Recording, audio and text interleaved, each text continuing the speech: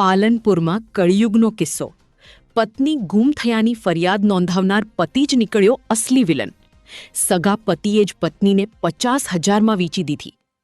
બનાસકાંઠાના પાલનપુરમાંથી એક હૃદય કંપાવી દેનારી ઘટના સામે આવી છે, જ્યાં એક પતિએ પવિત્ર સંબંધોને શર્મસાર કર્યા છે. નિકેશ પટેલ નામના નરાધમ પતિએ પોતાની જ પત્નીને મિત્રો સાથે મેળવવાનું બહાનું કાઢીને માત્ર 50,000 રૂપિયામાં વેચી દીધી હતી. એટલું જ નહીં, પત્નીને ખરીદીને લઈ જનાર નરાધમોએ તેની પર હેવાનિયતની તમામ હદો વટાવી દીધી અને સામૂહિક દુષ્કર્મ ગુજાર્યું. ત્યારબાદ આ માસૂમ મહિલાનો સોદો થરાદની એક મહિલા અને અન્ય 3 ઈસમો સાથે કરવામાં આવ્યો હતો.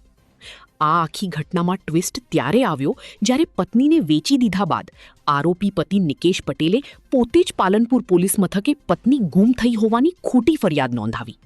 પરંતુ પોલીસને તેની પર શંકા ગઈ અને જ્યારે પોલીસે ગુમસુદગીની કડકાઈથી તપાસ શરૂ કરી ત્યારે પોલીસ પણ ચોંકી ઉઠી.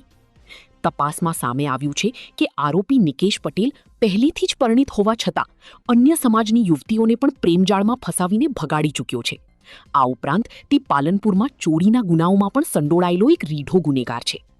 પાલનપુર પોલીસે આ શર્મજનક માનવ તસ્કરી અને દુષ્કર્મના મામલામાં એક્શન મોડમાં આવીને મુખ્ય સૂત્રધાર પતિ સહિત કુલ 7 આરોપીઓની અટકાયત કરી લીધી છે અને આગળની કાયદેસરની કાર્યવાહી હાથ ધરી છે.